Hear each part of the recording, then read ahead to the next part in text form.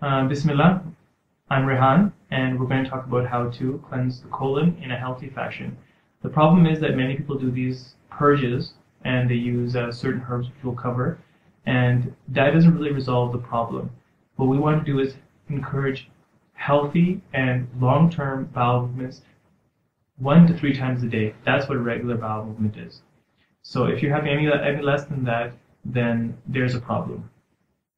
Having regular bowel movements is important because colon cancer is really rising, and there's more than 600,000 people that have suffer from colon cancer in the United States yearly, and that's very preventable just through lifestyle and diet. So let's cover a couple of those things and how to get you started on a one-time cleanse and then keep maintaining some of those benefits. So how do you know you need a colon cleanse? Well, if you're some symptoms such as a white coat on the tongue, feeling very lazy and not having enough energy to get up and go do things. If you need a glass of water, you have to call the kids to go do it. These are signs that you have fatigue, and perhaps it's coming from the colon. By not having regular bowel movements, that's a pretty strong giveaway that you could benefit from having like a colon cleanse or a colon detox, in other words. So what do? Number one, you want to eliminate foods that don't have any fiber. A lot of very fast, quick carbs like white bread, they don't provide any nutrients, very poor amount of nutrients, and they don't have any fiber. So those things are actually going to encourage constipation. Another thing that you want to do is increase the amount of fiber foods, such as in fruits and vegetables that are some of the harder fruits and vegetables. Like apples and pears or carrots, not like bananas. Those are not going to have that much fiber in them. Those are the first thing that people do when they say, I'm going to have more fruit, I'll just have a banana for it. Doesn't really have that much fiber. Another thing that you would like to do this week that you're doing your colon cleanse, point 3, is exercise. Exercise stimulates the peristalsis, that movement of the colon, and encourage a bowel movement. Number 4, this is probably the most important point that you can do this week for your colon cleanse, is make a concentrated effort to chew more.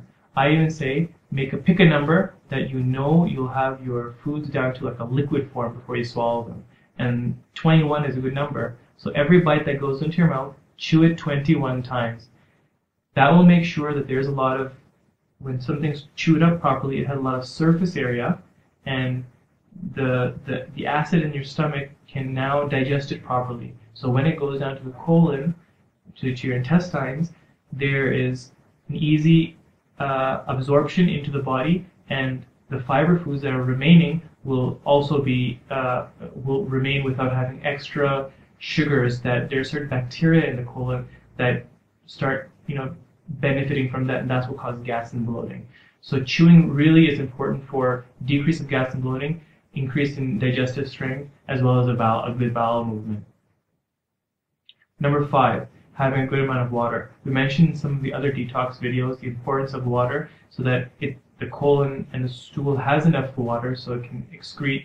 Otherwise, the body will reabsorb that water. So having about, for the week of your colon cleanse, having 2 liters of water is not too much.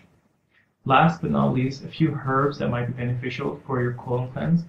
Don't include the senna and the cascara sagrada that a lot of people end up using.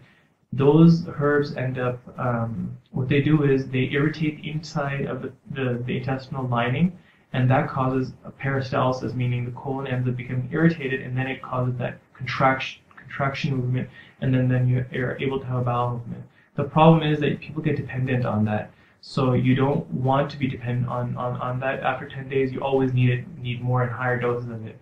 Instead, if you want to focus on some herbs during your colon cleanse, which eventually you shouldn't need either, are things that help the liver to excrete bile, because bile is also useful it makes some content of the stool and helps for a bowel movement. So you could use some of the herbs that we mentioned in the previous videos, such as dandelion or burdock, as well as yellow dock. The immediate benefits you'll see after a colon cleanse is you'll be feeling lighter, feeling cleaner, and you can probably see the visual benefits of that on the skin. So I hope you enjoyed some of the detox videos, and see you in the next video.